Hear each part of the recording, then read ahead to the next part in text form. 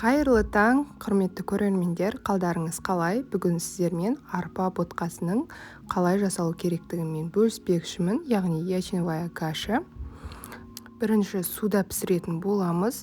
Өте дәмді, керемет болып шығады. Дәл осылай пісірсеңіздер, балапандарыңыз міндетті түрде жейтін болады.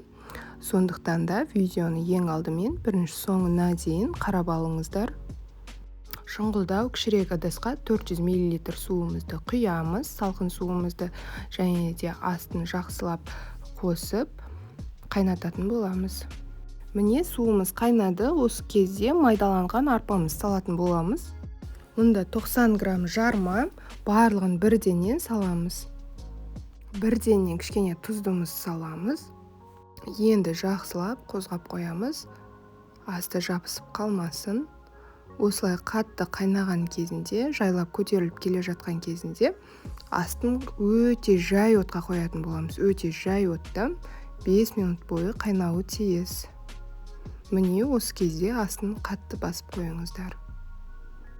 Арасында осылай қозғап қарап тұрыңыздар, себебі суы қатты тартылып жабысып қалуы мүмкін. Сондықтан да қасынан кетпесеңіздер болады. Жай отта осылай бабымен қайнауы тиіс.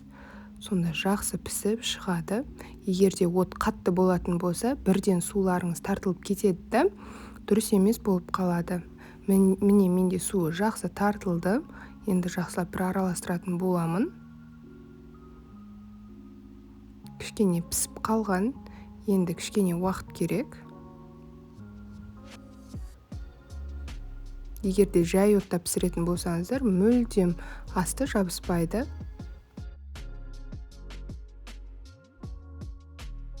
Жармамыз пісіп қалған, міне көріп отырғандарыңыздай. Бағана әппақ еді, барлығы жақсы пісіп шықты. Осы кезде бірденнен астын өшірмей тұрып сары майымызды саламыз. Сонда дәмі кіріп, өте дәмді болады. Жақсылап май еріп кеткенге дейін осылай араластыратын боламыз. Мұнда менде тоңазытқыштан шыққан май. Тез ериді, таза сары май болғандықтан. Осылай жақсылап араластырамыз. Енді бетіне салқын сүтімізді құямыз. Менде дүкеннен алынған 3,2% сүт. Осылай құямыз. Өздеріңіздің қалауларыңызша сүтті құю қанша мөлшерде. Мен қатты қою емес, қатты сұйық емес болғанын қалаймын кашан, және де балаларым соны ұнатады. Бұл кезде толықтай газдан өшіріп тастаңыздар. Сүт құйып жатқан кезде оттың қажеті жоқ бізге. Сондықтан да болды, біздің ботқамыз пісті. Міне жақсылап араластырамыз.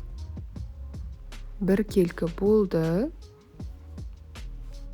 Енді қантымызды саламыз. Қант өздеріңіздің қалауларыңызша болды. Таңертең қатты тәтті болғанын қаламаймын балаларға, сондықтан да кішкене осылай салдым. Енді қант еріп кеткенше араластырамыз. Атысымызға бірденен сала бастаймыз. Менде бұл 3 порция болып шығады. Егерде көп етіп жасайтын болсаңыз, осы ингредиенттерді 2-ге көбейтіп жасасаңыздар болады. Енді әсемдеп беру өздеріңіздің қалауларыңызша бал немесе жидектер қоссаңыздар да болады. Мен осы асқабақ дәнегін қостым, және де малинаны пайдаландым.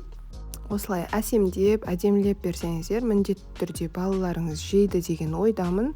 Кейбір отбасыларда көбіне ботқаны ұнатпайды екен, негізінде таңертең ботқа жеу өте пайдалы балаларға. Сондықтан да міндетті түрде жасап тұрыңыздар. Және де менің каналымда басқа да ботқаның, таңғы астардың рецептілері бар. Сондықтан да тіркеліп алыңыз, мені жоғалтып алмас үшін. Егер де менің видео рецептім сізге пайдалы болса, лайк басып, және де өзіңіздің пікіріңізді қалдыра кетіңіз. Ас болсын, сау болыңыздар.